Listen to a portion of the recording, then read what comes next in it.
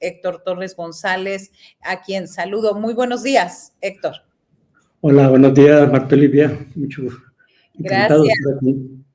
Héctor es economista por la Universidad Nacional Autónoma de México, militante de la izquierda mexicana, uno de los fundadores de la Liga 23 de septiembre y de la Coordinadora Nacional en los años 70. Forma parte actualmente de la promotora por la suspensión del pago de la deuda pública. Héctor, la pregunta es, ¿quién califica la deuda de México? Pero que tú también lo haces muy atinadamente, ¿quién califica a las calificadoras? Así es. México tiene una gran deuda pública. Ahorita escuchaba al presidente hablando de los estragos del neoliberalismo, y uno de ellos fue precisamente haber endeudado y empobrecido a México. México está con una enorme deuda pública que actualmente es de más de 15 millones de pesos.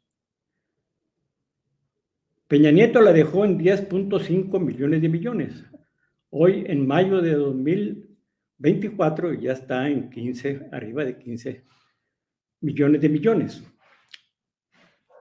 Esta enorme deuda, evidentemente que preocupa a los prestamistas y están muy atentos a ver la capacidad de pago de México. Entonces, existen calificadoras a nivel internacional que califican la deuda de los países deudores. En este caso, el caso de México. Esas agencias calificadoras son instrumentos del gran capital financiero. Existen más de 100 calificadoras en el mundo, pero hay 3 que dominan este gran negocio de calificar las deudas de los países deudores. Entre esas están Standard Poor's, Moody's y otra más que tienen el control de más del 95% del mercado de las agencias calificadoras. Estas han calificado la deuda de México y la han ratificado. La Secretaría de Hacienda y Crédito Público la semana pasada emitió un comunicado donde dice que las agencias Fitch Ratings se suma a otras 7 que ya calificaron la deuda pública de México y que eso hace que México tenga acceso a los mercados de deuda, a los mercados de capitales. Y esto lo ven como un gran logro. El problema es por qué califican la deuda de México como una deuda que es pagable. Pues porque las calificadoras, en última instancia, lo que están calificando es si México está siguiendo políticas económicas acordes a los intereses del gran capital financiero. Y esto es lo que está aconteciendo al avalar y ratificar la deuda de México. Entonces, los dueños de las agencias calificadoras ocurre que son los mismos que prestan a los países deudores. Atrás de las agencias calificadoras están los grandes fondos de inversión como BlackRock, Capital Group y otros grandes oligarcas financieros internacionales, dueños de bancos y de grandes empresas. Y ellos son los dueños de estas calificadoras. Entonces, cuando califican la deuda de México, en realidad están calificando la política económica de México. Y como esta política económica satisface sus intereses, califican a la deuda como una deuda pagable. Y eso es lo que hacen estas agencias calificadoras. Nos están preguntando, a reserva de que continuemos precisamente con estas calificadoras, Héctor, ¿por qué crece la deuda si el presidente López Obrador dice que no ha pedido ningún préstamo? Nos suena un poco confuso. ¿Cómo está la situación? Bueno, el presidente López Obrador en su campaña siempre dijo que no iba a endeudar a México. El problema es de que México está endeudado en este sexenio. La deuda en este sexenio, ahorita decía yo, Peña Nieto la dejó en 10.5 millones de pesos. Actualmente, a mayo, al último informe de la Secretaría de Hacienda, está arriba de los 15 millones. Ha aumentado la deuda pública, a pesar de lo que el presidente ha declarado. La deuda pública se compone de deuda externa y deuda interna. La deuda externa en dólares ha aumentado, pero ha aumentado más la deuda interna, que se la cataloga como deuda en pesos. Aunque mucha parte de la deuda interna pertenece a extranjeros, en México casi 1 millón de millones de pesos pertenece a residentes extranjeros. Entonces es una deuda en pesos en poder de extranjeros, nada más que aquí se lo denomina deuda interna. Así es. En este caso, ¿qué es lo más indicado, lo más necesario para nuestro país? ¿Qué es lo que un gobierno de izquierda, lo que se esperaría de un gobierno de izquierda? Vamos, antes esta es parte de la promotora por la suspensión del pago de la deuda pública, a la que pertenece Héctor Torres, y una de las cuestiones que están solicitando es esta suspensión del pago del servicio de la deuda pública por lo menos durante 2 años, decretar la creación de una comisión auditora ciudadana, cancelar de inmediato la deuda del FOBAPROA y que los recursos rescatados se apliquen a programas de emergencia que resuelvan las necesidades urgentes y reactiven la economía. ¿Por qué suspender el pago, Héctor? ¿Por qué de pronto este tipo de temas causan como un poco de escozor? Porque nos da... ¿En qué nos beneficia? ¿En qué nos beneficia el hecho de suspender el pago de la deuda, que ya se ha hecho históricamente en otros momentos? El problema está en que México, como decía el presidente hace ratito, escuché, México ha vivido un periodo neoliberal en donde el país se empobreció, se hizo más dependiente, pero el país se endeudó. El neoliberalismo endeudó al país, lo dejó con una enorme deuda pública. El problema de la deuda pública es de que hay que pagar intereses por la deuda pública. Y en México, el pago de intereses de la deuda pública, presupuestados para este año de 2024, van a sumar 1 millón de millones de pesos más 200 mil millones de pesos más. 1.2 billones de pesos están presupuestados para el pago de intereses de la deuda pública. ¿Y cuánto se paga por los programas sociales? Se paga la mitad. Es decir, el pago de intereses de la deuda pública es más del doble, o casi el doble, de todos los programas sociales de este gobierno. Es decir, se está beneficiando más a los prestamistas que a satisfacer las necesidades del pueblo mexicano. México tiene grandes problemas nacionales, grandes calamidades.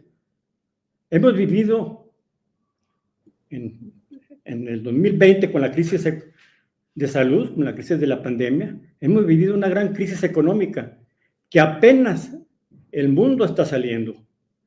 México, en estos sexenios de López Obrador, la economía casi no está creciendo y la economía per cápita va a ser negativa en este sexenio. Entonces, para que la economía crezca, y sobre todo no es crecer por crecer, sino para generar empleos, porque en México, aunque es cierto que ha habido aumento de empleo, pero ha sido muy limitado. Ha crecido más el empleo informal que el empleo formal.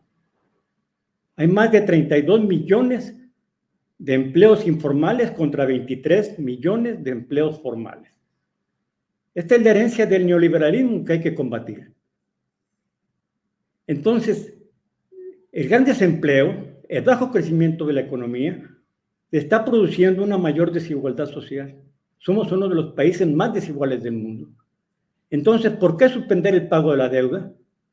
Para atender los grandes problemas nacionales, para atender el problema del empleo, para atender el problema de los bajos salarios, para atender el problema de la crisis en el campo, para atender el problema ecológico, para combatir la inseguridad, para apoyar a la educación, a la salud, a las mujeres. Para eso es el suspender el pago de la deuda, para que existan recursos que se destinen ahora sí al beneficio del pueblo. Destinarlos al pago de la deuda, al pago de los prestamistas, es hacer que los grandes capitales financieros se enriquezcan más. ¿Qué nos falta para hacer esta suspensión y qué nos falta para que México sea contundente y además de decirlo, porque lo ha dicho en sus discursos el presidente, que urge un nuevo orden económico financiero internacional más justo, que es necesario un cambio, pero ¿qué es lo que falta entre decir eso y hacerlo y tener estos grandes ahorros que beneficiaría a los programas sociales del país? El problema está en que el mundo cada vez más camina hacia la barbarie. El mundo cada vez más se hace más injusto, más desigual y más amenazado por el daño ecológico y por las guerras y por el avance de la ultraderecha. Y uno de los grandes problemas es la gran desigualdad que existe en el mundo. La pandemia, la crisis del 2020, fue de tal magnitud que hasta el Papa planteó que se suspendiera el pago de la deuda pública. E incluso el Fondo Monetario Internacional condonó el pago de intereses de los países pobres. Las grandes potencias mundiales, el grupo de los 17, el grupo de los 10, no sé qué tantos grupos, donde dominan las grandes potencias imperialistas, apoyaron esta resolución de que los países pobres no pagaran la deuda por motivos de la pandemia. Entonces, ya hay un precedente de que la gran crisis que estamos viviendo está afectando el cumplimiento de los derechos humanos. Y se está llegando a un momento en que o se paga la deuda o no se van a atender ningún derecho humano. Esta es la disyuntiva. Yo recuerdo que Fidel Castro, cuando empezaba el neoliberalismo, cuando empezaban los estragos del neoliberalismo, él planteó cancelar, suspender el pago de la deuda. Hoy vivimos los estragos más nefastos del neoliberalismo. Por el bien de México, por el bien del mundo, se requiere, pues, esta suspensión del pago de la deuda. El presidente López Obrador, en unas mañaneras, declaró que los países pobres no deben de pagar la deuda y que los países de desarrollo medio pagaran menos intereses. ¿México qué es? ¿México es un país pobre? ¿Es un país de desarrollo medio? Yo digo, México es un país empobrecido. Cerca del 40%, si no es que más, de la población vive en la pobreza en México. México es un país empobrecido. ¿Por qué México no puede exigir la suspensión del pago de la deuda? Y además es para tener recursos suficientes para reactivar la economía y generar empleos y satisfacer los problemas nacionales. Y esto va a ayudar al progreso no solamente de México, sino también de la humanidad. ¿Qué se hace falta? Este es un problema mundial. Falta que los pueblos pobres se unifiquen y luchen por suspender el pago de la deuda. Se requiere voluntad política y sobre todo se requiere fuerza popular.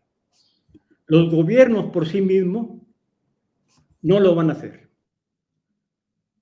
Recordemos que en México grandes transformaciones no han sido obras de los presidentes, han sido obras de los pueblos. Nuestras grandes transformaciones, la independencia, la reforma, la Revolución Mexicana, no fue obra de ningún tal o cual presidente, fueron obra del pueblo. Y ahí reside la fuerza para conseguir las conquistas necesarias para avanzar en la liberación. El pago de la deuda es una forma de saqueo del capital financiero sobre los pueblos. Liberarse de la deuda es luchar por la soberanía nacional. Y bueno, parte es de esta lucha que tienen en esta promotora de la suspensión del pago de la deuda pública, que están haciendo, reflexionando, reuniéndose un grupo de académicos, de luchadores, de activistas, buscando, insistiendo acerca de estos puntos importantes. Ahí está. Usted la puede encontrar en Facebook. Ahí está su página, suspensión del pago de la deuda pública, donde ellos difunden parte de su información y parte de temas que parecieran bastante alejados nuestros y que son muy relevantes e importantes para tener el conocimiento pleno de qué está pasando, por qué y de qué manera se pueden unir y pueden, al menos en estos momentos, difundir desde sus casas. Héctor, ¿con qué quieres cerrar? Pues que el próximo gobierno va a necesitar recursos financieros para resolver las grandes necesidades de nuestro pueblo. Los recursos económicos, el presupuesto público de este gobierno y de los que va a venir, son insuficientes para atender estos grandes problemas. Los ingresos públicos del país son 7 millones de pesos. El gasto público presupuestado para este año son 8 millones de millones. La diferencia es endeudamiento. Una forma de ya no endeudarse es no pagarnos la deuda. Por eso planteamos cancelar 2 años el pago de la deuda. Ahí habría 2 millones de millones. Además, el gobierno necesita recursos y debe establecer una reforma fiscal progresiva que afecte las ganancias de las grandes fortunas. Entonces, una forma viable de aumentar el presupuesto público es no pagando la deuda pública e impulsando una reforma fiscal progresiva. Con eso habría recursos suficientes para satisfacer los grandes problemas de México, sobre todo el problema del empleo. Si no hay empleos dignos, no puede haber justicia social en este país. Héctor, una última pregunta. ¿Cuál es su opinión al respecto que en este sexenio los 5 hombres más ricos de México multiplicaron su fortuna justo en este gobierno de la Cuarta Transformación? No únicamente los 5 más ricos del mundo, de México, sino los 10 más ricos de México. Los que ganan fortunas arriba de $1,000 millones aumentaron sus ganancias como nunca en este sexenio. Y no únicamente estos grandes magnates se han enriquecido.